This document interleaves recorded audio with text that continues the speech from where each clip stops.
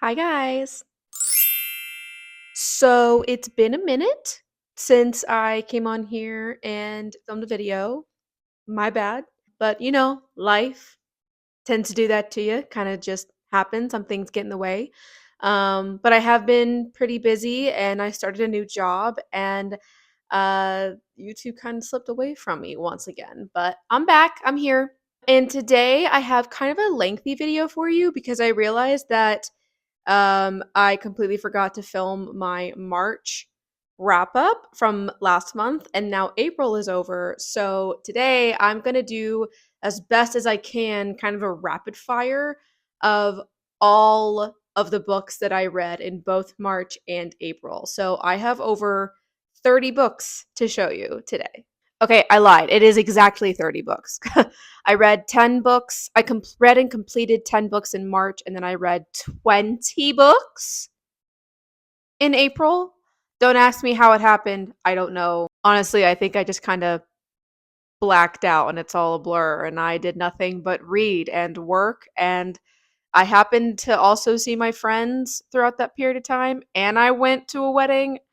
I don't know. I don't know how it happened, but it did. So I got a lot of books to show you. Like I said, I'm gonna try. I don't want to keep you here until next year. So I'm gonna do my best to kind of just get through all of them as quick as I can, especially March. But if you are ever curious about just kind of more lengthy reviews or my initial thoughts, I've reviewed all of these over on Goodreads. I try to post about them real time on my stories on Instagram as well. And I'm also on TikTok, and I'm pretty active on all three of those pretty regularly.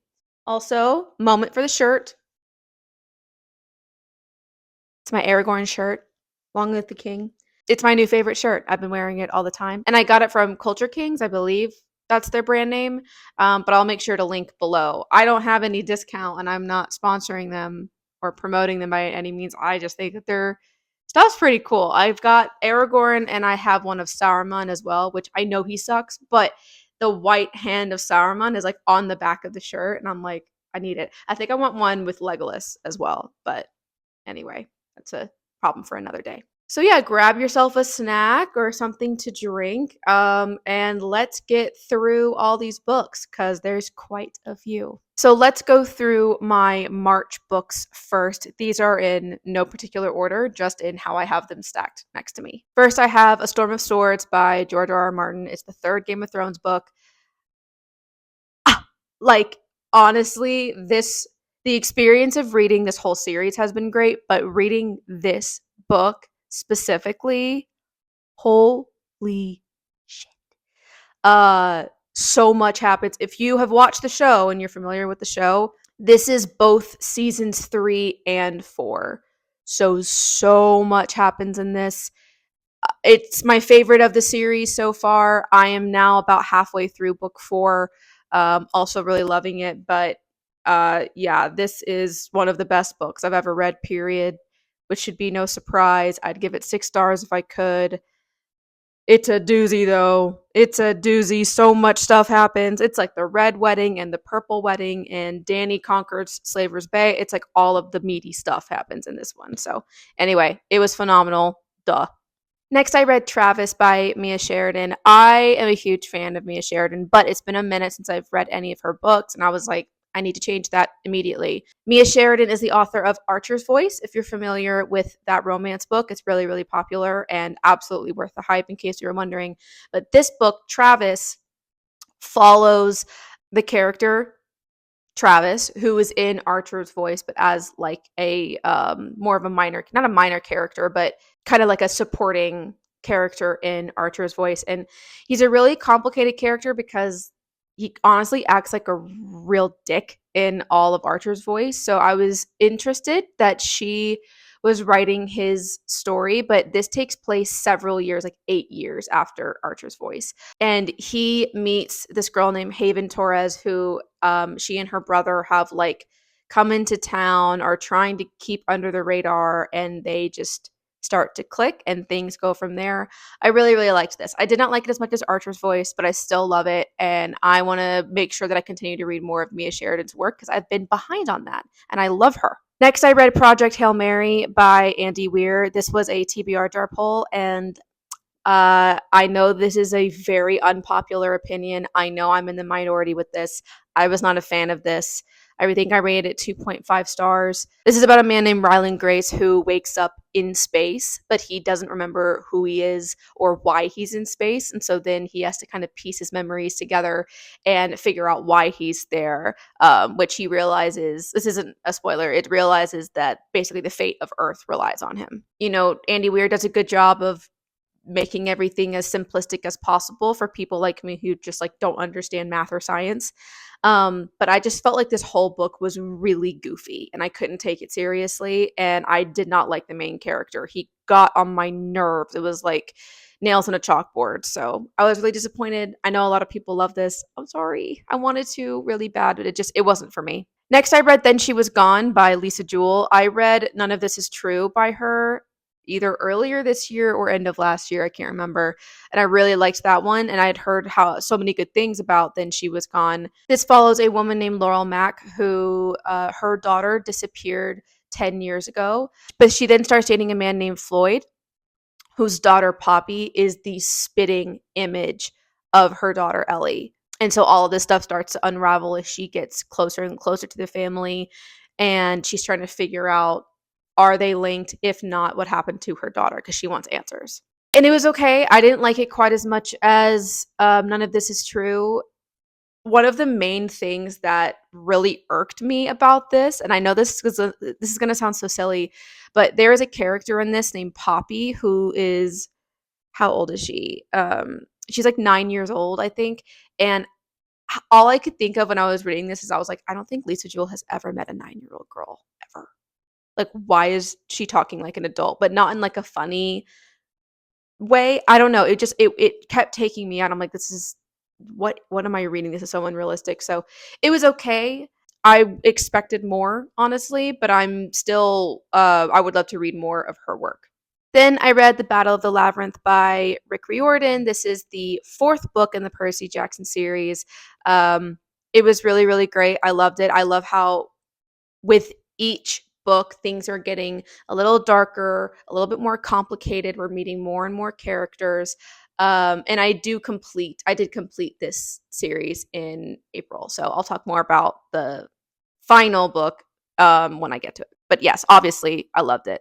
Then I finally completed Empire of the Damned by Jay Kristoff. This is book 2 of the Empire of the Vampire series. I really, really like this a lot. I thought that parts of it dragged just a little, but I really enjoyed the story. It's dark, it's grim, it's violent, it's bloody, it's sexy. It's everything I like in a vampire book. I think I gave this 4 or 4.5 stars. And the beautiful sprayed edges. I like the UK covers better, which is why I have the UK covers. But yeah, I mean, y'all know I love me some Jay Kristoff.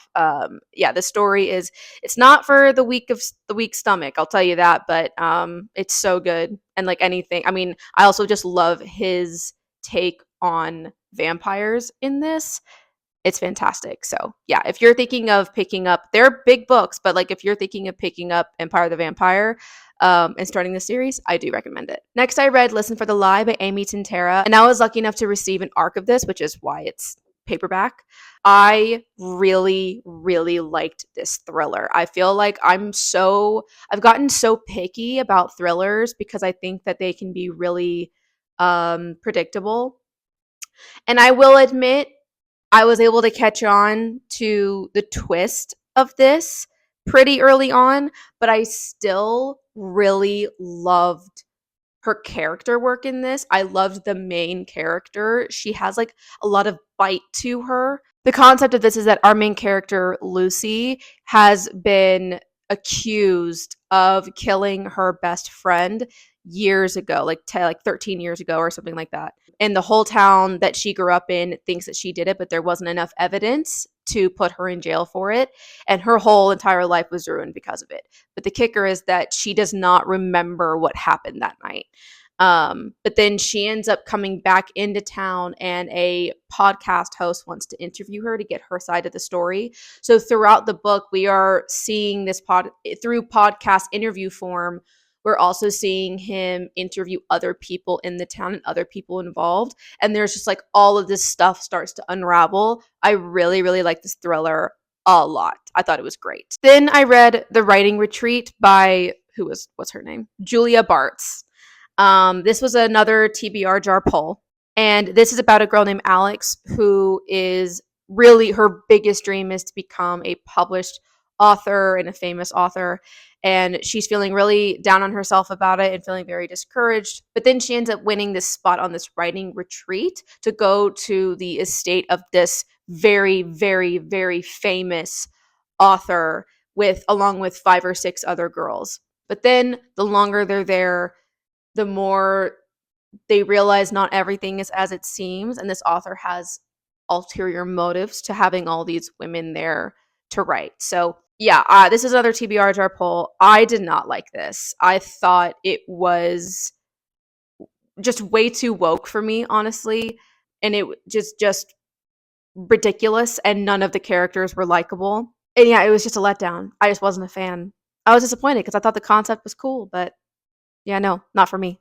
Then I read Chain Gang All Stars by Nana Kwame Ajibrenya. And by the way, if I butchered that pronunciation, I apologize. I tried to look him up saying his own name, and I think I came close. This is a powerful story. It's basically in this dystopian world where prisoners are given the opportunity to put themselves in a gladiator type fighting arena and fight to the death. And the more kills that they do, the more like up in the scales they'll be, and they basically become famous from it.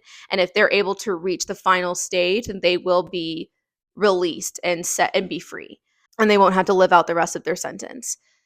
I was really excited about this, and I had heard so many incredible things about it. And although I think that the story is important, it has a lot of comments on racism and our prison system and how messed up it is in the US. And I appreciate what the author was trying to do, but it just didn't really connect with me the way I was hoping to. And I think a big part of that was the formatting of the book. It kept flip-flopping back and forth in POVs, but it also kept flip-flopping back and forth in first person versus third person. And it kind of felt all over the place of like who the characters were and what storyline we were following. So I was really disappointed that I didn't like this as much as I wanted to and as much as I thought I would. And then finally, in the month of March, I read Bright Young Women by Jessica Knoll. This is a fictionalized tale of Ted Bundy when he escaped prison for the second time and then went on his rampage in Tallahassee and attacked the Chi Omega house. This was 5 stars for me. This was an incredible book. If you are like me and you are interested in true crime or true crime fascinates you, I highly recommend reading this, but specifically because of Jessica Knoll's comment on how much emphasis and focus we put on the serial killers and not nearly enough on the victims. And something that is brilliant that she does in this is that she does not give the serial killer in this a name. The entire time, she just calls him the defendant. It's brilliant. It's so good. It is a hard and kind of uncomfortable read sometimes, but it was absolutely phenomenal, and I want to read everything she writes now, for sure. Whew. Okay, that concludes all of the books I read in March. Now let's get right into April. And I have them stacked kind of by genre-ish, so we're just going to go in that order. Okay, so first, I want to talk about the Shepherd King duology. These are really, really popular on Instagram and TikTok. I'm sure y'all have seen them, but the first book is One Dark Window, and the second book is Two Twisted Crowns. So these have been getting so much hype over the last several months. And, I'm always a little skeptical when it comes to super hyped book talk books, but the concept seemed pretty interesting. The magic system seemed pretty interesting, so I was like, you know what? I'll give it a shot. I'll pick up the first one. I want to see what all the hype is about. In this, we are in a world where magic is outlawed by the king.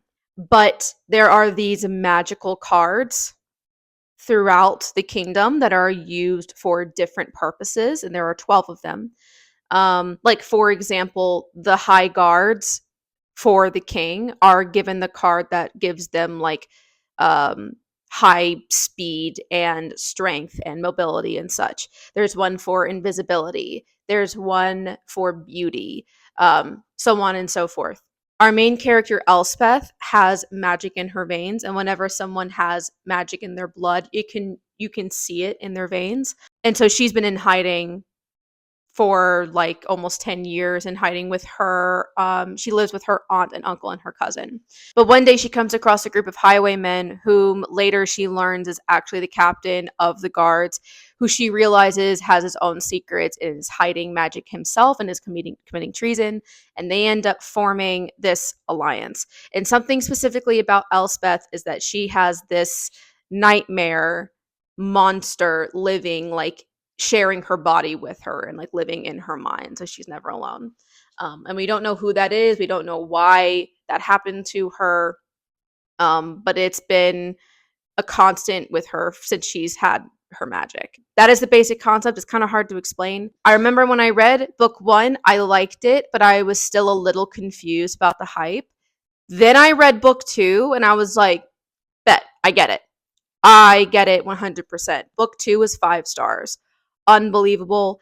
And absolutely, book one had to happen in order for book two to exist. It was perfect. Like a perfect conclusion. Book two was just, it did not drag. There were no superfluous parts. The character arcs and developments that we're able to see in it, amazing. So, absolutely, if you've been wondering whether or not you should pick up this duology, yes, you should. Personal opinion. Then I read this monstrosity. If you follow me on Goodreads or Instagram or TikTok, any of them really, you'll already know my thoughts on this. I also annotated it, but you can see at the end I started to get a little tired of it. This was one of the worst books, if not the worst book I've ever read in my life. I picked it up as a joke. Before y'all say shit, I know I'm going to get somebody to be like, it took you this long to know that Twilight was bad.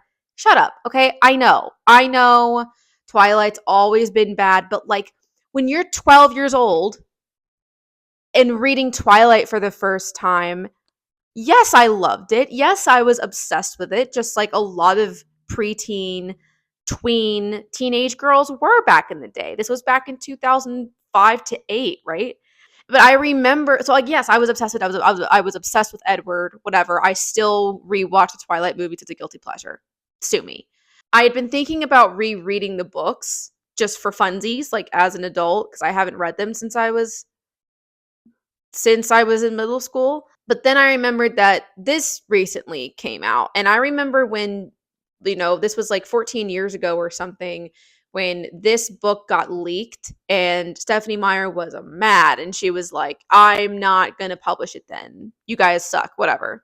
At least that's how I remember it. But then for some reason, all these years later, when all of her fandom is grown, she and her publishers decided to publish it in 2020. And I can't tell you why. I don't know who told her that was a good decision, because it wasn't. Like, so I read this. I read all 800 plus pages of this abomination, and it was awful. It was awful. Like, not even a fun time awful. You know me. Like, y'all have heard me say this before. I'm a firm believer in a book doesn't have to be good to be a good time. This was not a good time. This was awful. This story, like a 17-year-old girl falling in love with a 100-year-old vampire, is icky, but it works in her perspective because she doesn't know any better and she's in love and whatever. From his perspective, it does not work because it is just pure predatory nonsense. And then he Edward is just the most self-loathing, self-deprecating, but also narcissistic, sanctimonious dick. So yeah, anyway, I hated it. Um I missed the person I was before I read this. Don't do it. Don't waste your time. Awful. Awful. Okay, anyway, moving on. Then I've completed the Sunken City. Wait a damn minute. I thought, when did I read Sunken City? Did I show you guys Sunken City? Did I read that in February? Hold on. Okay, yes, can confirm. I read that in February. What is time? But I finished book 2, The Fallen Witch, and book 3, War of Shadows. I thought book 2, I really had fun with book 1. I thought it was a good time. I read book 2 and I thought it was good. You know, I feel like book 2, like second books in series or trilogies are always a little bit tough. Not as good as the first, but I still enjoyed it, and the ending like packed a punch. I was like, well, I got to read book 3 for sure.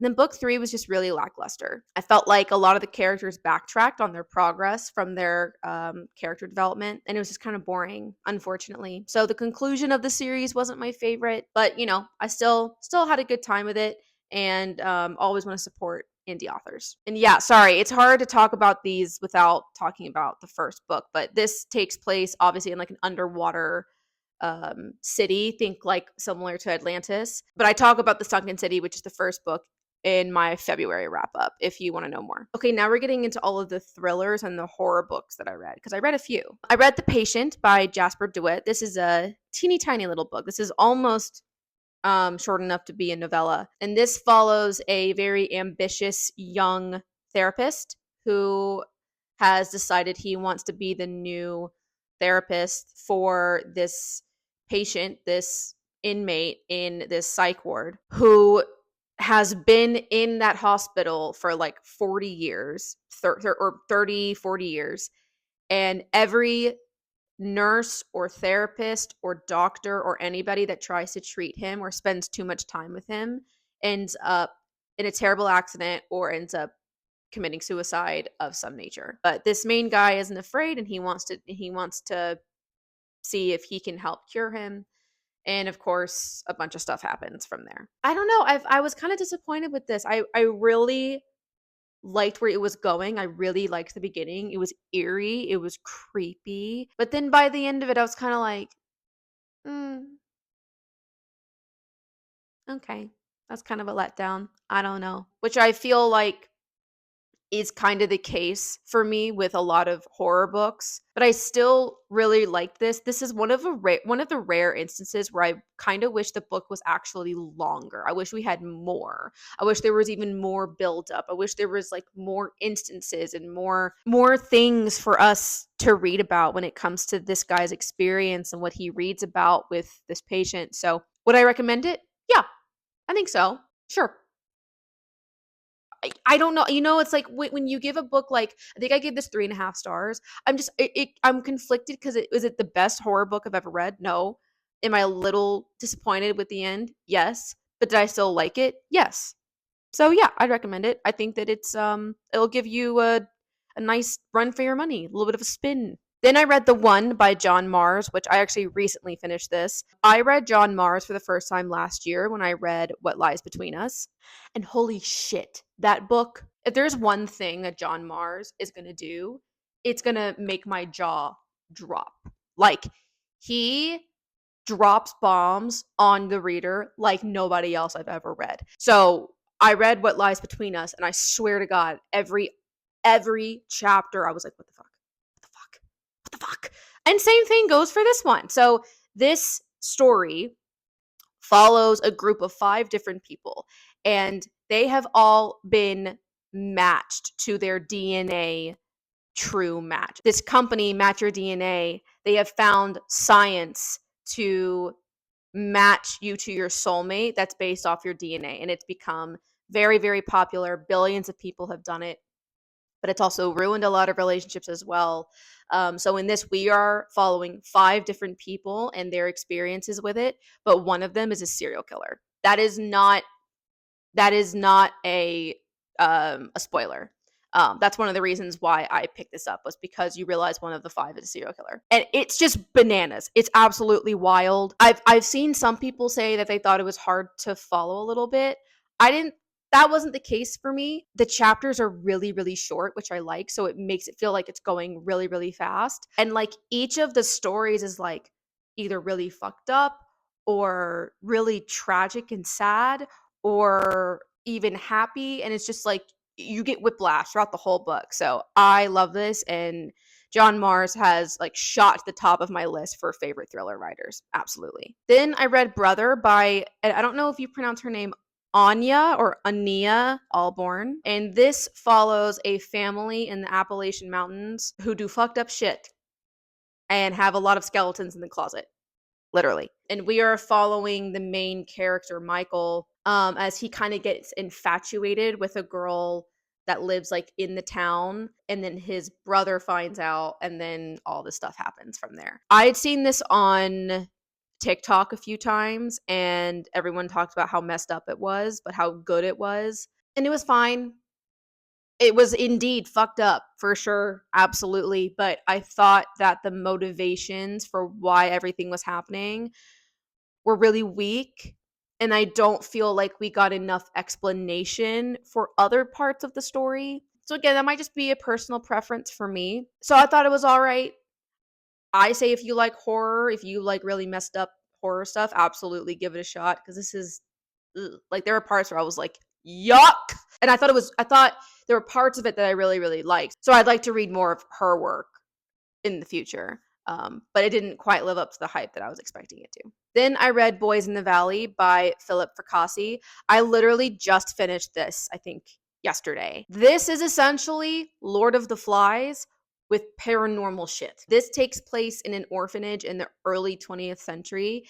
And one night, it's an orphanage where like the boys are not taken care of, and the priests are really abusive and treat them like absolute shit. And we are mostly in the perspective of this one boy, Peter, who his parents died in a really horrific murder.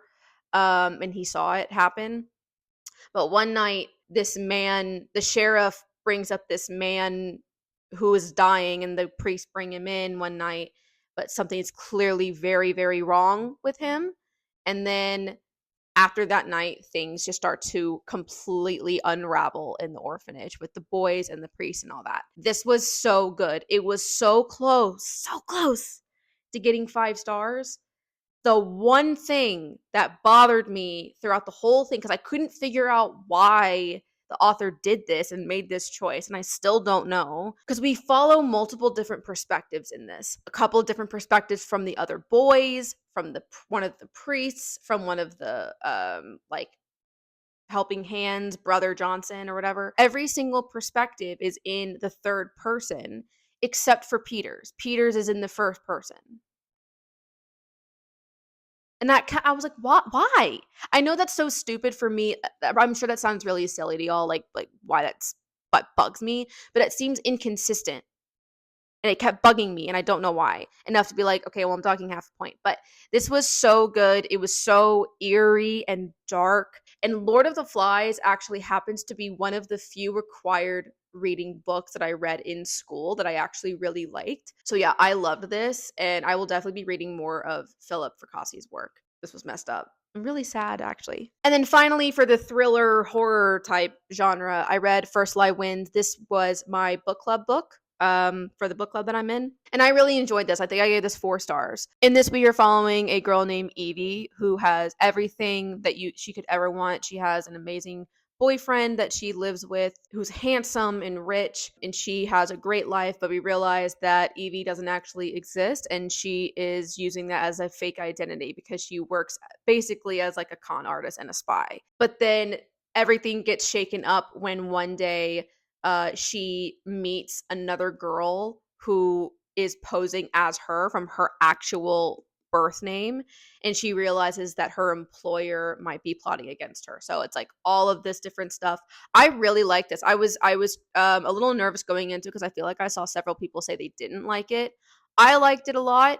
We're able to see we go back and forth in time with like her other aliases that she's had, and I really like how everything unfolded. There are a few twists in this. One of them I saw coming, one I didn't, and I think it's a good time. But yeah, I will say, be wary of the fact that it does hop back and forth in time a bit, and we are looking through her eyes when she has different aliases. So if you feel like that might be hard to follow, then maybe don't read this one. But I had a great time. Okay, then as I mentioned before, I finally finished the Percy Jackson series. Is The Last Olympian? Yeah, The Last Olympian. And this was fantastic. What a great wrap up to the series. I've told you guys this before, but this was a reread for me, but it's been so long that honestly it feels like I'm reading them for the first time. There are like bits and pieces that I remembered, but not the whole shebang. And I loved this so much. I loved how we concluded everything. And I really want to read more of Rick Riordan because this is the only series I've read by him. So I think I want to read his Apollo series. I want to read the continuation, The Lost Heroes. Is that Lost Heroes? Is that the first book, or is that whatever? Like whatever is like the second series in the Percy Jackson world. I want to read. I know he also has like other lore. Like he has a Norse mythology one. He has like an Egyptian mythology one. So yeah, I can't wait to read just more of his stuff, more of his work, because we love mythology in this household. Okay, then I read Daisy Jones and the Six by Taylor Jenkins Reid. It took me too long to read this. As in, like, I should have read this years ago. I'm so behind. This was a TBR jar poll, and yes, it is worth the hype. 100%. I understand the hype. I absolutely loved it. 5 out of 5 stars. I wasn't sure how I was going to like the transcript formatting of it, but I ended up loving it. This story was so sad, but also hopeful and sweet and hard to read sometimes, but really funny at times. And you just can't help but root for Daisy, for Billy, for everybody. So, yeah, I ripped through this. And then I watched the show and I binged that. I really liked the show. They did take liberty with changing a lot of things, which sometimes you got to do that for film. I liked most of the changes, some of them I didn't. But this was phenomenal, 100%. And I'd be curious for those of you who have read other Taylor Jenkins Reid, because I've read this one. I've also read The Seven Husbands of Evelyn Hugo. So, of her other books, which one would you recommend next? I'm thinking Malibu Rising, especially since we're about to hit summertime. But let me know what you think. All right. Now we're getting into the romances I read this month, which listen, brother, there's a few. Let's start with kind of a low note. Angel's Mask by Jessica Mason. This was a TBR jar pick, and then this was also actually sent to me by the author like last year. This is a Phantom of the Opera retelling. It's another kind of like dark-ish romance. I was not a fan of this though. I really didn't like it. It was a little too weird. I appreciate the author trying to pay homage to both the original book, which I have read, and the musical, but it just didn't work. I honestly, like, I didn't like Eric or Christine in this. They were both Eric was whiny and annoying. Reminded me of Edward Cullen a lot actually. And then Christine in this I also didn't like. And then the singing in this got really annoying and laughable, honestly, like cringy. Like every time you know, they would sing, and I just can't. I can't. I couldn't stop giggling when it wasn't supposed to be a giggly moment. So yeah, I wasn't a fan of this. If you want to read a Phantom of the Opera retelling dark romance, then read Phantom by Greer Rivers because I liked that one way more than this one. Then I read Swift and Saddled by Lila Sage. This is the second book in her, like, what is this? In the Rebel Blue Ranch series. That's right. I read Done and Dusted, which is the first book last year, and I thought it was all right. It wasn't anything to write home about. I didn't think it was worth all the hype it was getting. But that being said, I had heard so many good things about this second one. I was like, you know what? I'll give it a shot. I usually try to give an author two books or two tries before I write them off, or I'm like, I'm not gonna read any more of their stuff. I'm so glad I did. This was 5 stars. And I feel like it's been a while since I've given a romance book 5 stars. I loved this so much.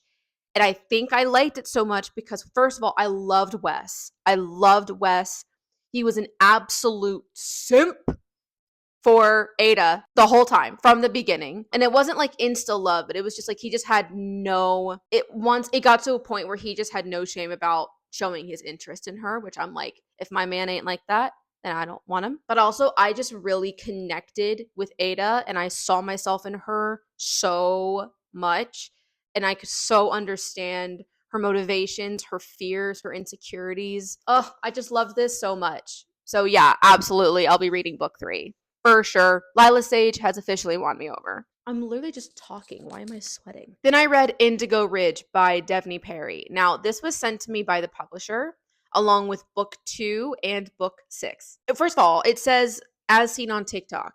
I was like, what do you mean? I have never seen I before this, I had never seen this book or this series on TikTok ever or on Instagram. So I was like, I don't know what this is. But I was like, it's a romance and it's, you know, TikTok hyped. I'm not sure if I'm gonna like it. I've been burned before, especially with like contemporary romances. But I ended up picking it up just on my own because I was like, you know what? I'm curious because this one also has a murder mystery in it as well. I really liked it a lot. I really, really like this, much to my surprise. We are following Winslow Covington, who is moving into Quincy, Montana, where she's to be the new chief of police. And once she gets there, a murder has happened, and she realizes it's actually like the 6th girl that's been found dead, and everyone thought that they were all suicides.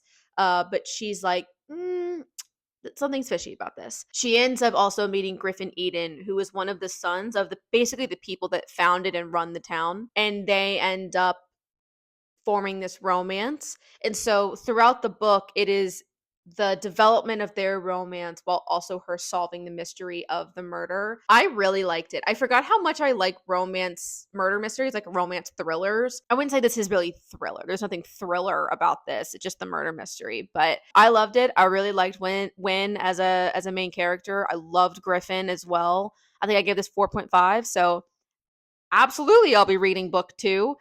There are 6 of them. And actually, what's funny is I was gonna reach out to I reached out to the publisher to see if they would send me books 3, 4, and 5 since they sent me books 1 and 2 and 6, and I got books 3 and 4 in the mail today. Which so I wasn't expecting that so soon. Anyway, so all that to say, I really like this a lot. I thought it was a good time. I like the romance, and I'll be reading book 2 very soon. And then the final books I'm going to talk about on one fell swoop because that is the Chestnut Springs romance series. In order, they are Flawless, Heartless, Powerless, Reckless, and Hopeless. Now, I had seen all of these, especially the first 2 and the 5th one. Fourth one. Sorry, on all over TikTok. Hang on. Let me just hold up one. This is getting ridiculous. So I've seen these everywhere on social media, and everyone was talking about how good they are. They're, you know, small town cowboy romance, and I was like, all right, I'll give it a shot. I will give it a shot. My overall consensus is that I think that Elsie Silver starts off really strong. I really liked Flawless. I gave it 4 stars. I had a great time. I liked Rhett and Summer as a couple. I really liked Heartless. I believe I also gave this 4 stars because it still couldn't really find myself giving it 4.5. I really liked Heartless. This follows Rhett's older brother Cade, who is a single dad, and Summer's best friend Willa. I really, really liked this one. These 3, meh. I thought Powerless was just kind of forgettable, and like Sloane and Jasper just really didn't connect with me. I also the smut in this just wasn't to my taste. Reckless, everyone talks about how much they love Reckless, and I found it this is going to sound really dumb. This is going to sound really, really dumb because you're going to be like, especially those of you that don't read romance. First of all, just end the video now. Like, if you don't read romance, then go away. Because, like, all of this is fiction, especially, like, men written by women. It's all fiction, right? It's all fantasy. I know. But this one, everyone talks about how much they love Theo, what a great father figure he becomes, and whatever. But it was just so unrealistic. Like, I remember reading it, I'm like, no man talks that way ever. Like, or no man, at least not ones I've seen and that I've met. And like, no, like, he's too perfect. He's too perfect. Like, in Winter in this, I wanted to connect with her so much, and I thought that I would more. Like, I thought I would feel about Winter the way that I did about Ada in Swift and Style that I just showed you. I just didn't. She was just like really annoying, and like her insecurities kept showing up so much. I was just like, I don't know. I just couldn't find myself liking this as much as I was really hoping I would. And then Hopeless was fine, but again, it was just kind of like not super memorable, and the concept of this was so ridiculously far-fetched. I was like, that is outrageous. Also, as like an overall theme with Elsie Silver with her books, this woman is obsessed with winking. This I feel so stupid for saying this, but like, just hear me out. First of all, I just don't like it when people wink unironically. Do you know what I mean? I find it so cringy when people wink to be sexy. Don't, like, stop. I know it's a personal preference. This is a me problem. But when people do it in real life, I'm like, if you wink one more time, I hate it. I hate winking. And this woman, Elsie Silver, is obsessed with winking. Obsessed with her men wink. Oh, I can't even. And I hate it so much. I want to be like, stop winking. Anyway, that's so not important, but I just thought that I'd share. I'm probably going to do a like Instagram post talking about the series too. So do I think it's worth all of the hype she's getting? I would say maybe to these two. Sure. The rest of them though? No, I wouldn't. Now that being said though, I had enough of a good time with these that I'm still going to read more of Elsie Silver. So I know that she just came out with a new book, which I already forgot what it's called. It has a pink cover. It's called Wild Love, I think is what it's called. And it takes place in this same multiverse, but on a different ranch, the Rose Hill Ranch. And the first one follows Willa's brother Ford. And Willa's my favorite character, so if she's going to be in that book, I'm sold. But so I will pick that up. But then also, what I did not realize is she has another series that she actually wrote before the Chestnut Hill or the Chestnut Springs series. And that's when we were introduced to the youngest Eaton sibling, who's Violet. And those are getting new covers that are coming out this year, and the covers look beautiful. So I will read that as well. Again, it's like when it comes to romance, I don't take it too seriously. It's like I'm down to try whatever. I'll try anything once. And these, I was glad I read them, no regrets. Glad I read them. But I just think that if you are, I know that some people love, oh, that was the other thing. Hold on. Sorry. Bear with me. That was the other thing. Like, of these 5 books, 2 of them have an accidental pregnancy trope. 2 of them. And I just, I'm not a huge fan of that trope. I am not completely opposed to it. Like, I think it's fine if it happens every now and then. It adds variety. That happens in real life all the time. So it's like, that's fine. But the fact that 2 of her books have it, and that is a major, and this isn't a spoiler. This is like literally in the synopsis on the back. I won't tell you which the other one is because that one's more of a surprise. But this one is like, that's part of the main plot in Reckless, is that like they have a one night stand and Winter gets pregnant. And she's been trying to get pregnant from her ex-husband forever, and it just wasn't happening. So she's excited about it. But then again, it's like the outlying circumstances of what happens around that, though.